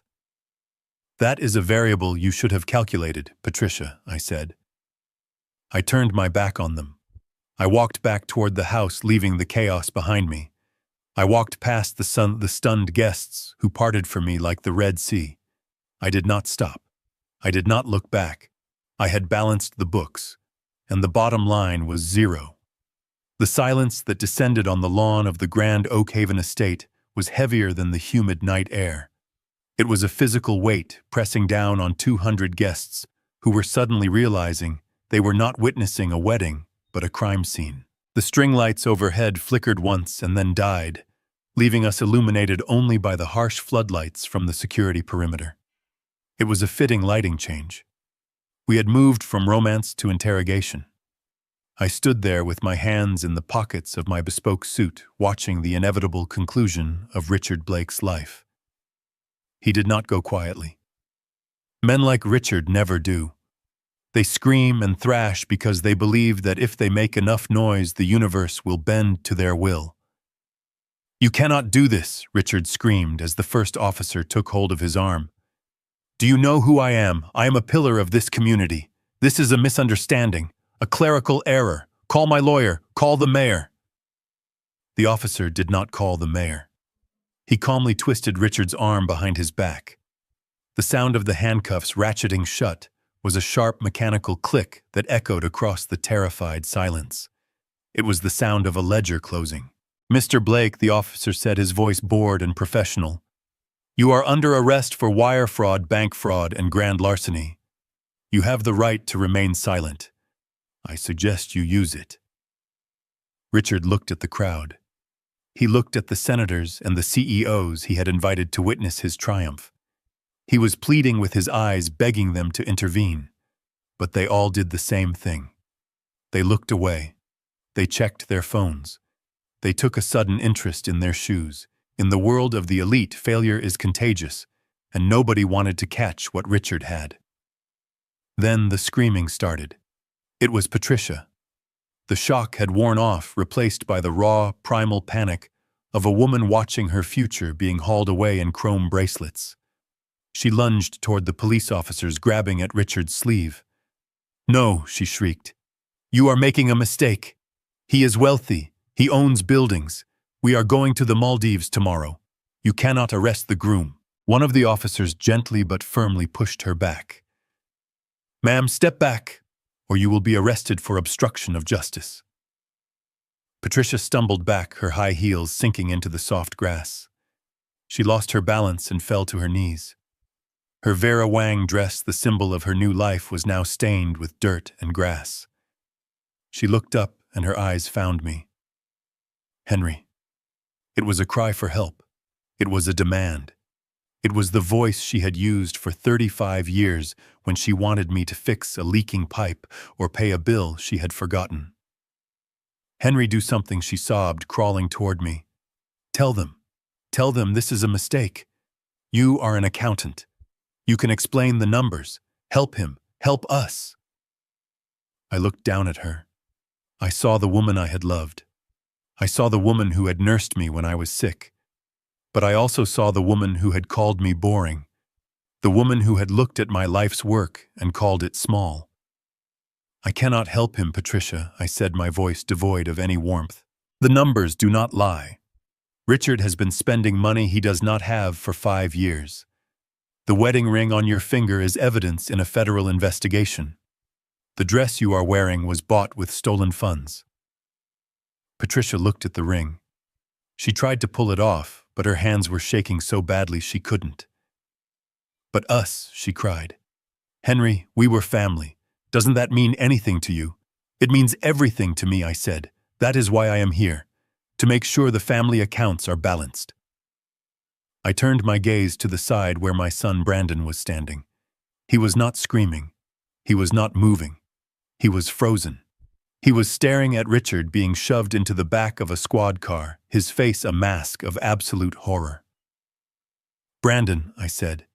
He jumped as if I had hit him. He turned to look at me. His face was pale, the color of old paper. "Dad," he whispered. "Dad." "What is happening?" Richard said. "He said he was worth 50 million. "Richard lied," I said. "But the house," Brandon stammered. "My house. The closing. We signed the papers yesterday." I signaled to Sullivan. My lawyer stepped forward, opening his briefcase again. He pulled out a document that was not a deed. It was a subpoena. Brandon Sullivan said, his voice soft but firm. "I am afraid I have some bad news for you. When you signed those papers yesterday, you did not just buy a house.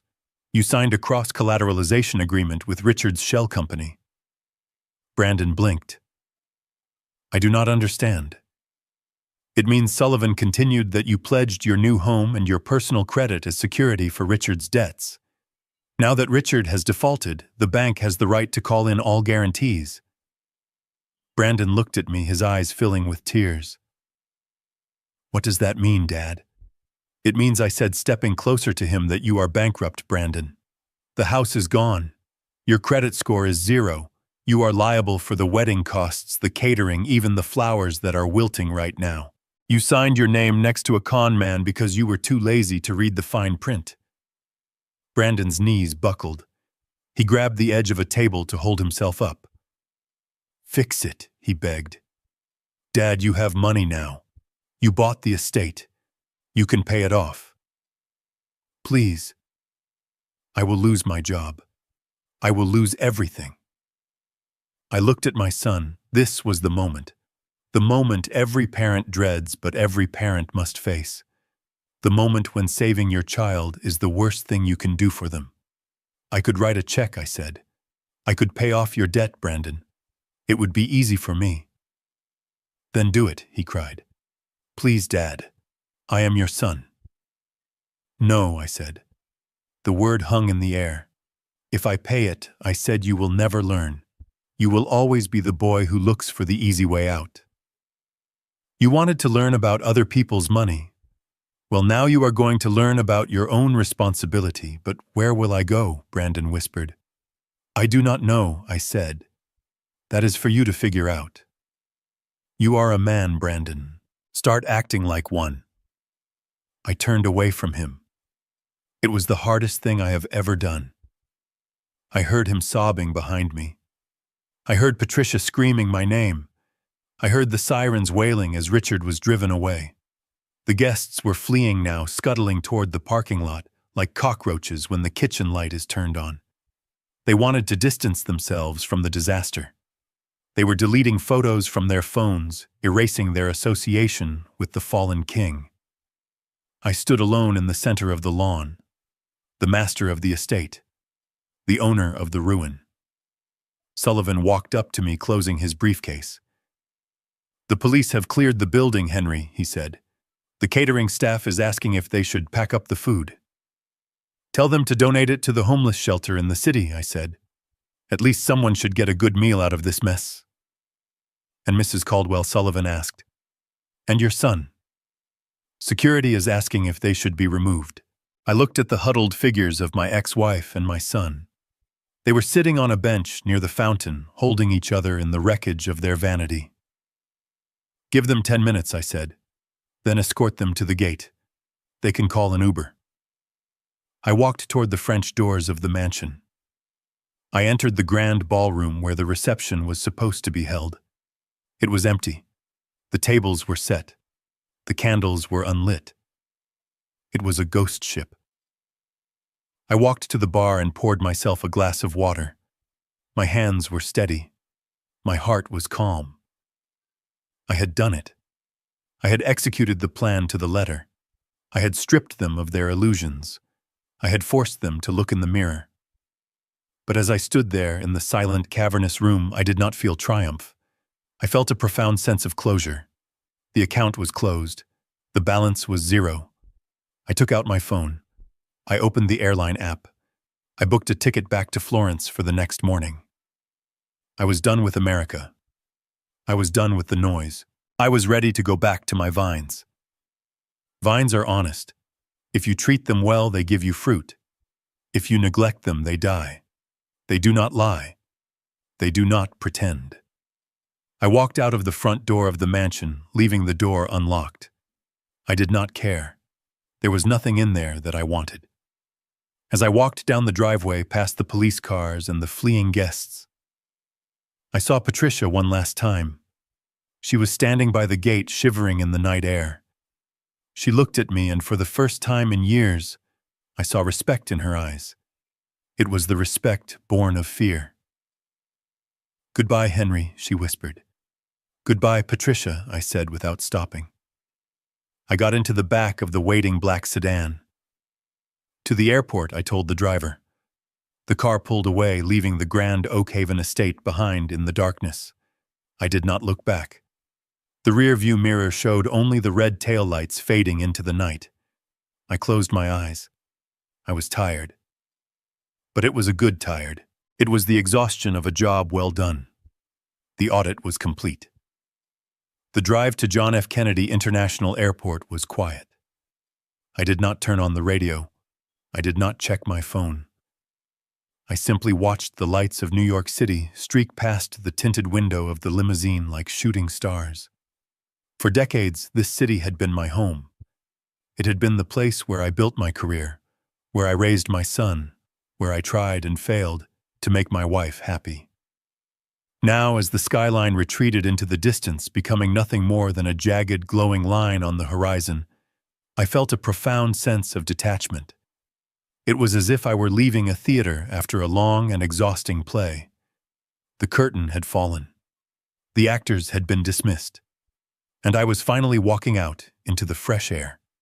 I boarded the plane and took my seat in first class. The flight attendant offered me a glass of champagne. I accepted it. It was the same brand that Richard Blake had served at his ill-fated reception. But this glass tasted different. It did not taste like pretense. It tasted like closure. I sipped it slowly as the plane taxied down the runway. I felt the engines roar to life, the immense power pressing me back into the leather seat. And then we were airborne.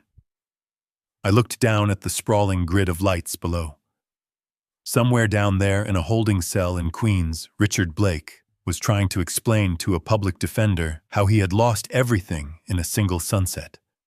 Somewhere down there, Patricia was trying to find a hotel room that would take a credit card that hadn't been canceled. I did not feel guilt.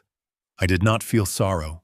I felt the cool satisfaction of an equation that had finally been balanced. I reclined my seat, and for the first time in years, I slept without dreaming. When I landed in Florence, the morning sun was hitting the terracotta roofs of the city, turning them into a sea of orange fire. I breathed in the air. It smelled of espresso and diesel and old stone. It smelled like home. My driver was waiting for me. He did not ask about my trip. In Italy, privacy is a respected commodity. We drove south into the rolling hills of Tuscany, winding our way through the cypress trees and the olive groves until the iron gates of my estate came into view. Marco, my agronomist, was waiting for me by the barn. He was holding a bunch of grapes, inspecting them for rot. He looked up and waved. "Welcome back, Mr. Caldwell," he called out. "The harvest is looking good. The sugar levels are perfect." I walked over to him. I took a grape and crushed it between my fingers. The juice was sticky and dark. "Excellent, Marco," I said. "Let us begin the harvest tomorrow." And just like that, I slipped back into my life. The suit went back into the dark corner of the closet. The leather shoes were replaced by work boots. The forensic accountant vanished, and the farmer returned. For the next week, I worked. I worked until my muscles ached. I worked until my hands were stained purple with grape juice. I worked to purge the memory of the grand Oakhaven estate from my mind. The physical labor was a balm. It grounded me. It reminded me that there are things in this world that cannot be faked. You cannot fake a harvest. You cannot lie to the soil. But I did keep one eye on the world I had left behind. Every evening after dinner, I would open my laptop and check the news from New York. It was not hard to find. The arrest of a prominent developer at his own wedding was tabloid gold. The headlines were sensational. Wedding crashed by federal agents. The Great Gatsby of Long Island exposed as fraud. Socialite bride left at the altar in handcuffs. I read the articles with clinical interest. I learned that Richard's bail had been denied because he was considered a flight risk. I learned that the forensic evidence provided by an anonymous source me was so overwhelming that his own lawyers were discussing a plea deal. I learned that Brandon had been fired from his job at the agency, ostensibly for performance issues, but in reality because nobody wants to trust their marketing to a man whose assets have just been frozen by a federal court order. I read these things and I felt a strange distance from them. They were just data points. They were the predictable ripples of the stone I had thrown into the pond. 7 days passed. The harvest was in full swing. The vineyard was alive with the sound of workers and the smell of crushed fruit. It was Tuesday evening. I was sitting on the terrace watching the sunset. The sky was a bruising mix of purple and red. I had a book open on my lap, but I wasn't reading. I was waiting. I knew the call would come. I had calculated the timeline. It would take about a week for the shock to wear off.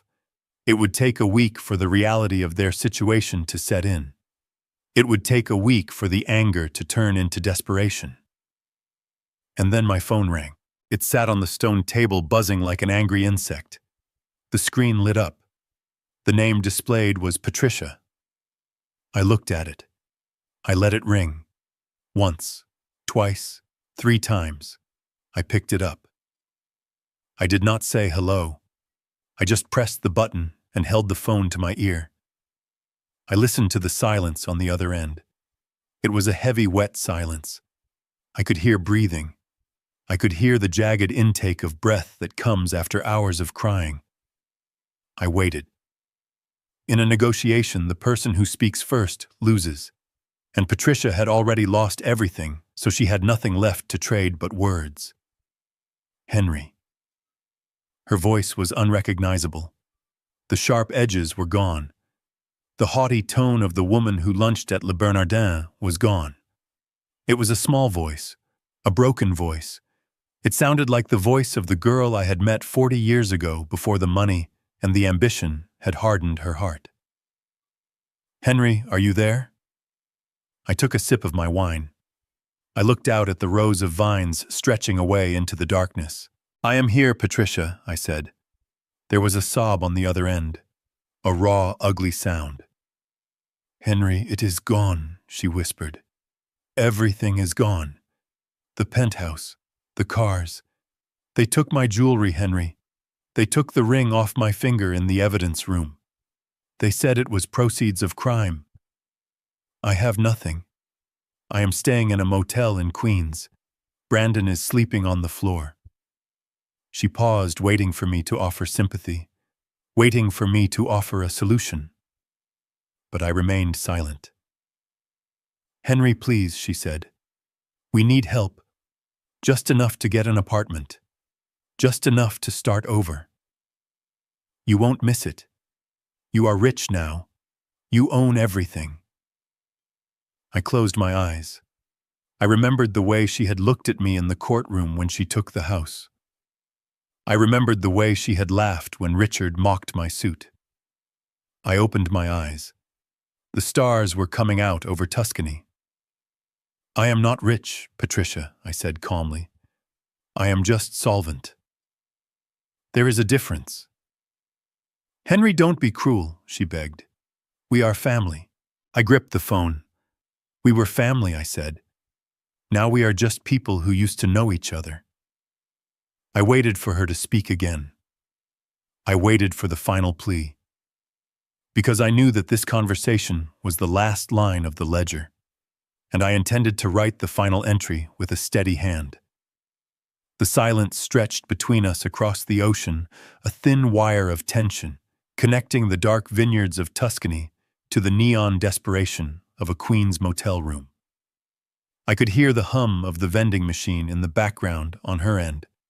I could hear the muffled sound of a television set through a thin wall.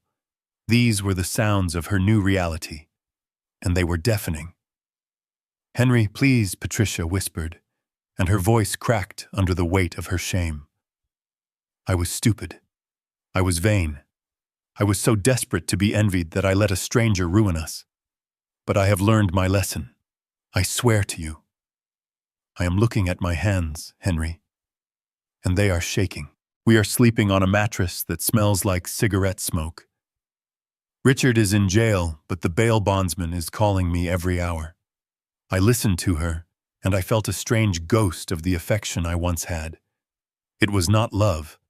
It was pity. It was the feeling you get when you see a bird fly into a window pane. You do not blame the bird, but you know you cannot fly for it. "You have a master's degree in art history." "Patricia," I said gently, "you are capable of working. You are capable of rebuilding. It will be hard. It will be slow, but it will be real. And that is worth more than any penthouse Richard stole for you." "But Brandon," she cried, interrupting me. "Forget about me, Henry. I deserve this. But Brandon is your son. He is just a boy. He is terrified. He called me from the precinct. They are charging him with conspiracy, Henry. Conspiracy to commit bank fraud. Because he signed those papers. Because he let Richard use his name."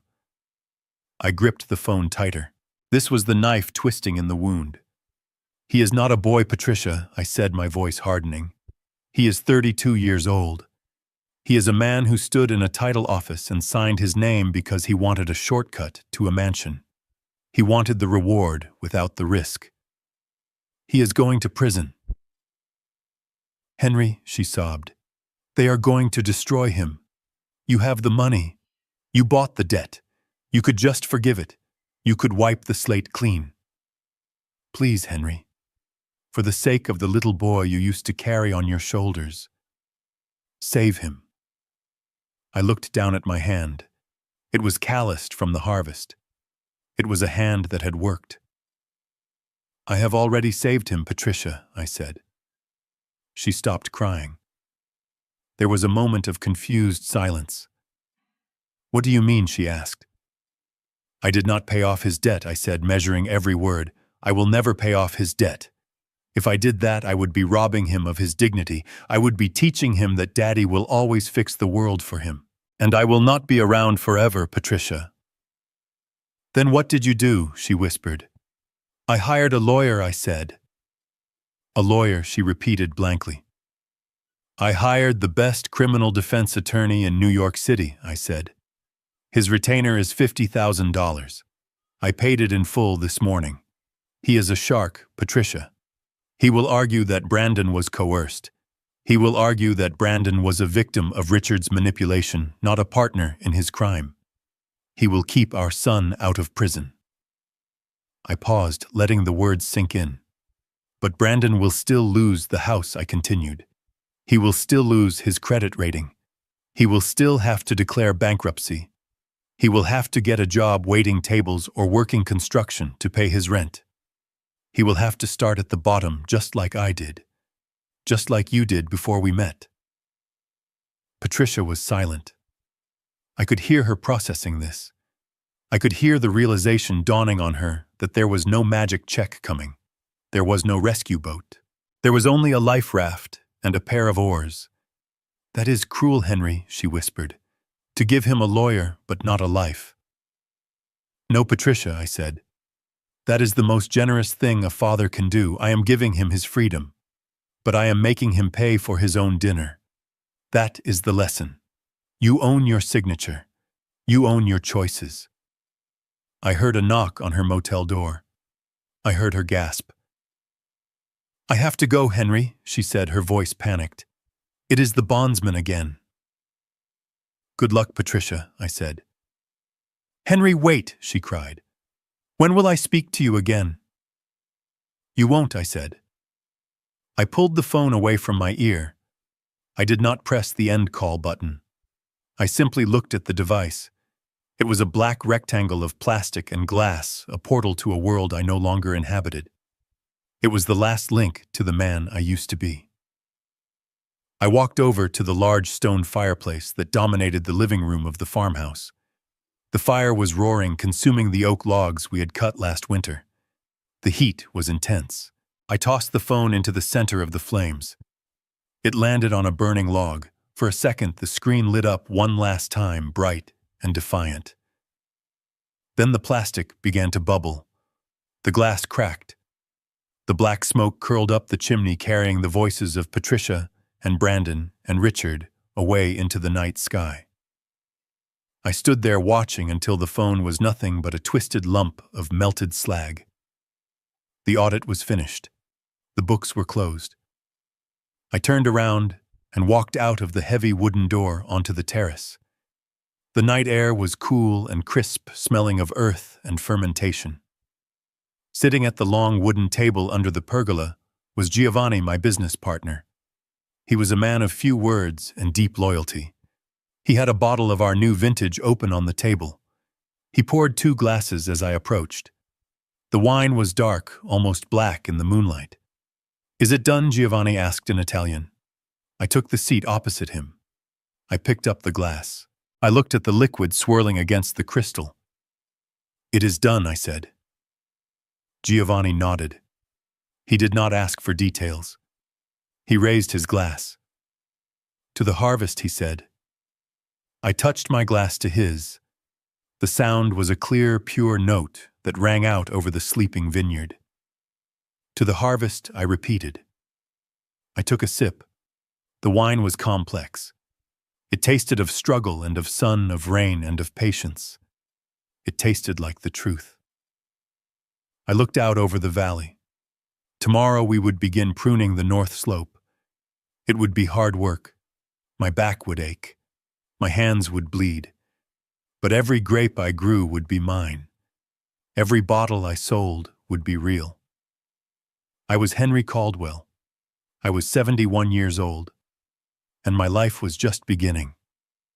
I learned that true love is not about grand gestures or expensive gifts. It is about loyalty when the lights go out. I learned that money is a powerful tool, but it makes a terrible master. It can buy a mansion, but it cannot buy a home. It can buy companions, but it cannot buy friends. And most importantly, I learned that sometimes the greatest act of love a parent can offer is to let their child fall so they can finally learn how to stand on their own 2 feet. If you believe that integrity is worth more than any bank account, hit the like button and subscribe to share this lesson with someone who needs to hear it.